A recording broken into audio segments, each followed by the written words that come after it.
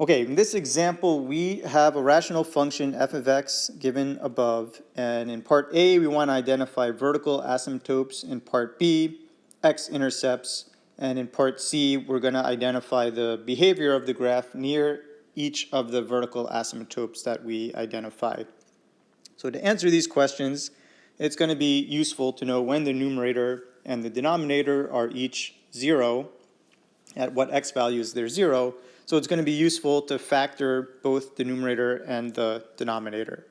And so the numerator, x squared minus x minus 6, this we can factor into x minus 3 times x plus 2. And the denominator, x squared minus x minus 2, factors into x minus 2 times x plus 1. And so it's important to note here that the numerator and the denominator don't share any common factors. And so when that happens, when there are no common factors, we have a vertical asymptote at x values where the denominator is 0.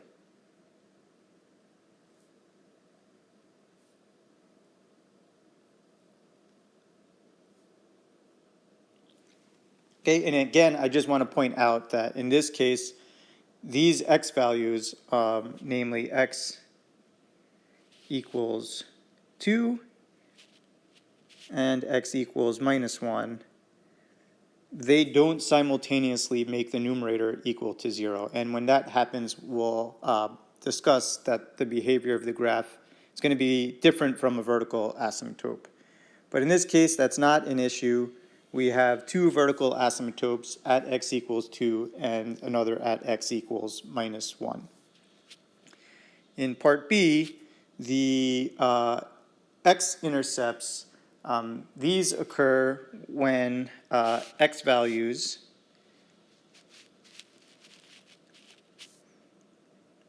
where the function f of x is 0. So we set f of x equal to 0 and solve for x, and this is going to occur when the numerator is 0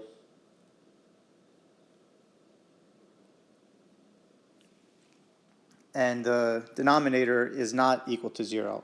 So when the numerator is 0, the x value needs to be in the domain. And so this is going to occur when x is equal to 3 and x is equal to minus 2. So this means we have intercepts, x-intercepts at 3, 0, and at minus 2, 0. Okay, and it's important to note, once again, that these two values of x, they are in our domain since they don't make the denominator 0. Okay, so now we've got these two vertical asymptotes that we identified in part A. And in part C, we want to identify the behavior at each of these vertical asymptotes. So let's first take a look at what happens at the vertical asymptote at x equals 2. And we can set up a table of input and output here, x and f of x, at values of x that are close to 2. So I can plug in values of x such as 1.9, 1.99 that get close to 2 from the left. And then I can plug in values such as 2.1, 2.01 that are getting closer and closer to 2 from the right. And at x equals 2, the function is undefined because the denominator is 0. And so plugging in value 1.9 of x into the function f of x, we can evaluate this, for example, on a calculator, and we see that is 14.8. And we can plug in 1.99 on our calculator and see that at this value of x, the function is getting larger, 134.8. And so let's take a look at what that would look like, say, on the graph. So I'm just going to sketch a rough picture over here, and here we are at 2. And so first of all, we know that the graph of the function can't cross over that vertical asymptote. And what we saw is at 1.9, we got a positive value. At 1.99, we got an even larger positive number. So the graph seems to be going up and keeps getting more and more positive the closer we get to 2. So what we would say for that is as x goes to 2 from the left, y is going to positive infinity. Y is going up.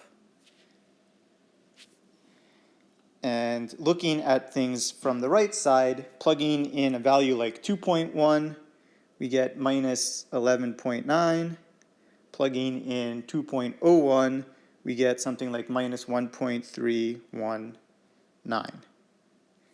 And so taking a look at those on the graph on the right, 2.1 is a negative number. 2.01, which is closer to 2, is an even more negative number.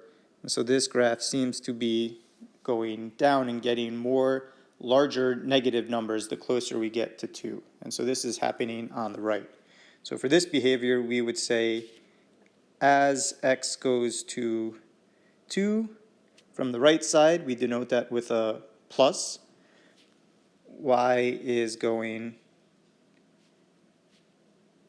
to negative infinity. So this describes the behavior at the vertical asymptote at 2, which we can see on the picture in the middle. And so to take a look at what's happening at minus 1, we can set up a similar chart, a table over here, where we have x and f of x, and now we're going to pick a couple of values on the left of minus 1.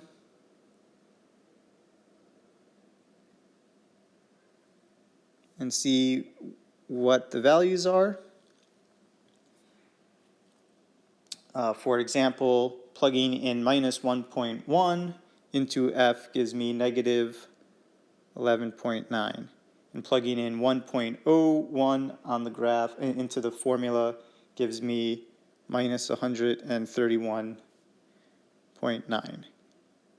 I can't plug in minus 1, that's not in the domain. Then we can plug in values to the right of the asymptote, such as at minus 0.9 and x is minus 0.99. And so plugging in these values, minus 0.9 gives me about 14.8, minus 0.99 gives me 134.8. And taking a look at these behaviors on the graph over here on the left, values are getting more and more negative the closer we get to minus 1.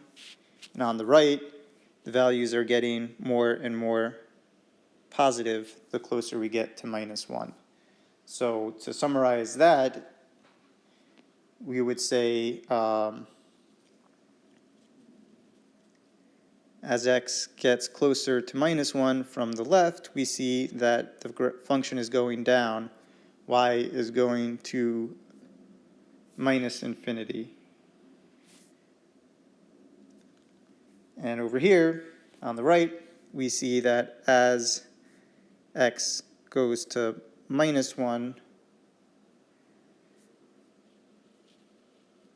from the right, the graph is going up. So y is going to positive infinity. And so that describes what's happening on the right side of the asymptote at minus 1.